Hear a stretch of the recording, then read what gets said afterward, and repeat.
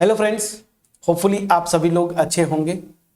सो यहाँ पे दो वीडियो, इस क्वेश्चन में दो वीडियो बोला, इस वीडियो में दो क्वेश्चंस के सॉल्यूशन करेंगे जो मैंने लास्ट वीडियो में आपको होमवर्क दिया था। पहला तो ये क्वेश्चन है, एक आसान सा क्वेश्चन, ये मैट्रिक्स मल्टीप्लीकेशन कब पॉसिबल होता है उसी को पूछ रहा है। ध्यान दीजिए, अगर मैं दो मैट्रिसेज ले रहा हूं, एक P और एक Q, इन दोनों का प्रोडक्ट कब पॉसिबल था याद करिए, जब पहली मैट्रिक्स का नंबर ऑफ कॉलम्स दूसरी मैट्रिक्स के नंबर ऑफ रोज के इक्वल है। फॉर एग्जांपल, अगर ये m क्रॉस n की मैट्रिक्स है तो इसको क्या होना चाहिए, इसका नंबर ऑफ कॉलम्स इसके नंबर ऑफ रोज, तो मतलब n क्रॉस p टाइप की होनी चाहिए। इसका नंबर ऑफ कॉलम सेकेंड के नंबर ऑफ रोज के इक्वल होनी चाहिए, पहली चीज। और मान लीजिए इसका रिजल्टिंग मैट्रिक्स अगर मेरा r है तो इसका ऑर्डर क्या होता था, ये देखिए m क्रॉस p, तो इसका ऑर्डर क्या होता था m क्रॉस p। ये तो हम सब ने सीखा है। अब इस क्वेश्चन पे आ जाते हैं।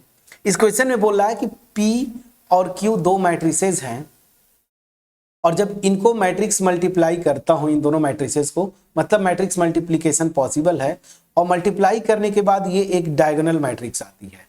तो डायगोनल मैट्रिक्स का सबसे पहली प्रॉपर्टी आपको मतलब डिफिनीशन समझ में आना चाहिए कि ये एक स्क्वायर मैट्रिक्स होती है जिसके डायगोनल एलिमेंट्स नॉन जीरो हो सकते हैं और बाकी सब के सब जीरो होते हैं। जैसे फॉर एग्जांपल 2 क्रॉस 2 की एक मैट्रिक्स बनाना है डायगोनल, तो 1 2 ऐसे कर दिया, फॉर एग्जांपल ये जीरो।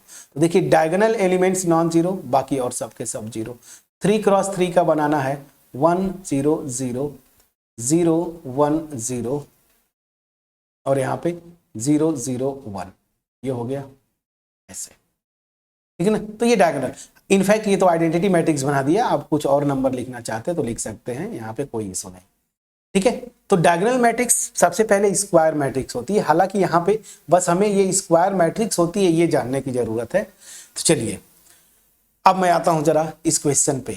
यहाँ स्क्रीन पे आपको दिख रहा है, बोल रहा है कि पॉसिबल है Q का ऑर्डर 3 क्रॉस 2 दे दिया, ठीक।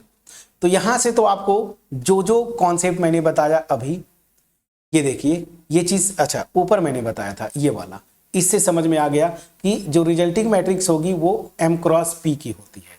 जो कि डायगोनल मैट्रिक्स स्क्वायर मैट्रिक्स होती है, तो ये यहाँ पे आएगा, ये कुछ भी ऑर्डर है, यही मुझे निकालना है ये ऑर्डर क्या हो सकता है। बट इतना पता है कि ये 2 तो यहाँ आएगा और 2 आया, क्योंकि स्क्वायर मैट्रिक्स है तो ये 2 क्रॉस 2 की होनी है। इतना मैंने निकाल लिया और जैसे ये निकाला अब तो आपको आइडिया लग गया। मैट्रिक्स मल्टीप्लिकेशन पॉसिबल होना तो पहली मैट्रिक्स का नंबर ऑफ कॉलम्स इसके नंबर ऑफ रोज के इक्वल है, जो कि 2 क्रॉस 2 आना है, तो यहाँ पे ये 2 क्रॉस 3 आएगा। तभी देखिए ये पॉसिबल हो गया और रिजल्टिंग मैट्रिक्स 2 क्रॉस 2 की आ गई। समझा पाया? तो पी का ऑर्डर क्या आया, 2 क्रॉस 3, 2 क्रॉस 3, ऑप्शन सी। मैं अगर ऐसे आप बोलें तो फिर इस क्वेश्चन को मैं नहीं मानता कि बहुत स्टैंडर्ड या बहुत टफ क्वेश्चन है। बस मैट्रिक्स मल्टीप्लिकेशन पॉसिबल कब है और रिजल्टिंग मैट्रिक्स का ऑर्डर कैसे निकालते हैं, डायगोनल मैट्रिक्स स्क्वायर मैट्रिक्स होती है, बस इतना ही कॉन्सेप्ट यहाँ पे यूज करना था, ठीक है। तो चलिए, होपफुली मैं आपको ये बता पाया हूँगा। अब नेक्स्ट क्वेश्चन, ये थोड़ा सा अच्छा क्वेश्चन, ये बार बार रिपीट कर रहा है पिछले 2-3 साल से। अगर मैं देखूं, मतलब लास्ट ईयर तो कम से कम था ये क्वेश्चन ना, आप देखे होंगे। क्या बोला है, for the matrix this to be invertible. कोई मैट्रिक्स ए है वो इन्वर्टिबल कब होगी, जब ये नॉन सिंगुलर होगा। नॉन सिंगुलर मतलब क्या होता है कि इसका डिटर्मिनेंट नॉन जीरो हो। मतलब ये जो मैट्रिक्स दिया है इसका डिटर्मिनेंट मुझे नॉन जीरो चाहिए, ठीक है ना। ये जो मैट्रिक्स दी हुई है इसका डिटर्मिनेंट मुझे नॉन जीरो चाहिए, ठीक है। इसका डिटर्मिनेंट मुझे नॉन जीरो चाहिए।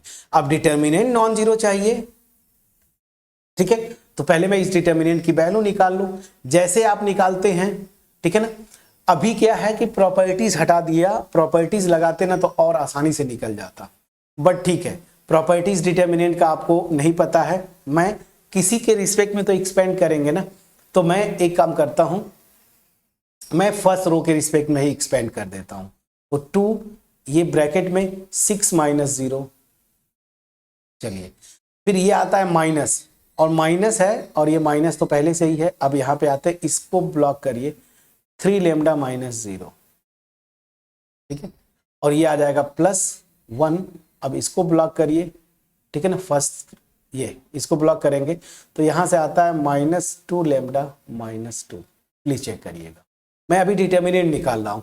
तो यहां से 6 2 जा 12, ये माइनस माइनस प्लस हो गया, आपको पता है, तो प्लस 3 लैम्डा, और यहां से आ गया -2 लैम्डा -2। इसको सिंप्लीफाई करिए तो देखिए 3 लैम्डा में से 2 लैम्डा जाएगा, 1 लैम्डा आएगा, 12 में से 2 जाएगा, प्लस 10 आया। ठीक है ना, ये मेरा डिटर्मिनेंट की वैल्यू है, ये डिटर्मिनेंट की वैल्यू निकाला।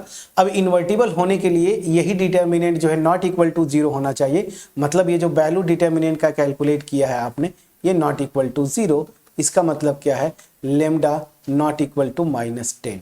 मतलब क्या हुआ, लैम्डा जो है बस ये -10 छोड़ दो ना, तो इस डिटर्मिनेंट की वैल्यू कभी भी 0 नहीं होगी। ठीक है ना, बस लेमडा रखूंगा ना, लेमडा इक्वल टू -10, तो देखिए ये वैल्यू 0 आ जाएगी। तो -10 को छोड़ के बाकी हर एक रियल नंबर के लिए इस डिटर्मिनेंट की वैल्यू नॉन जीरो है, मतलब ये इन्वर्टिबल है। -10 हटा देना है पूरे रियल नंबर में से, तो r- कैसे लिखते हैं ये ना, ये। तो देखिए कौन सा ऑप्शन सही है, ऑप्शन डी। ठीक है, इस क्वेश्चन पे मैं इसलिए इसको बहुत जोर नहीं दे रहा हूं क्योंकि ये क्वेश्चन ऑलरेडी 23 में आ चुका है। ठीक है ना, 24 में जो स्टूडेंट्स दिए होंगे उनको बिल्कुल कर लेना चाहिए था। अगर फिर भी गलती हुई तो मैं चाहता हूं कि जो आप 25 में देंगे वो आप मिस्टेक ना करें, क्योंकि ये 2 बार रिपीट कर चुका है, मतलब एक बार आया उसके बाद फिर से रिपीट किया, चांसेस बहुत ज़्यादा है कि फिर से रिपीट कर दे। हालांकि चांस तो अब कम है क्योंकि 2 बार आ गया तो आप एक्सपर्ट हो जाएंगे, बट फिर भी इन्वर्टिबल मतलब नॉन सिंगुलर होना चाहिए, नॉन सिंगुलर मतलब डिटर्मिनेंट नॉट इक्वल टू 0। इस डिटर्मिनेंट की वैल्यू निकाल लीजिए, जो भी आएगा लेमडा के टर्म में आएगा, इसको नॉट इक्वल टू 0 करके सॉल्व कर लीजिए। तो लेमडा केवल -10 अगर लेमडा को वैल्यू दूंगा तो ये डिटर्मिनेंट 0 होगा, इसके अलावा किसी और लेमडा की रियल वैल्यू के लिए ये 0 नहीं होगा, मतलब इन्वर्टिबल होगा। तो बस हमें -10 को हटाना होगा रियल नंबर्स में से, तो ये आपका डी ऑप्शन सही है। 2 अच्छे क्वेश्चन बैक टू बैक, ठीक ठाक क्वेश्चंस हमने किए। अब नेक्स्ट वीडियो के लिए ये क्वेश्चन, अब ये तो आसान है बट फिर भी इसको आप ट्राई करेंगे। इसके बाद और कोई क्वेश्चन है क्या, एमसीक्यू? एक और क्वेश्चन है, 2 क्वेश्चन। अच्छा, ये डिटर्मिनेंट का डेरिवेटिव पे क्वेश्चन है। ठीक है, इसको भी देखिएगा, ट्राई करिएगा। 2 क्वेश्चन, एक ये क्वेश्चन और एक डिटर्मिनेंट वाला। इसको मैं सेपरेट वीडियो में करूंगा ताकि ना थोड़ा सा अच्छे से कर पाए, अलग से थोड़ा समय देके मैं इसको एक्सप्लेन कर पाऊँ। 2 बैक टू बैक होमवर्क। मिलते हैं नेक्स्ट वीडियो में। अगर वीडियो अच्छी लगे हो, वीडियो को लाइक करिएगा, फ्रेंड्स के साथ शेयर करिए। चैनल पे नए हैं सब्सक्राइब करना मत भूलिएगा, और फ्रेंड्स को जरूर बताएं कि यहाँ पे PYQs 2024 का चैप्टर वाइज स्टार्ट हो चुका है। ठीक है, थैंक यू।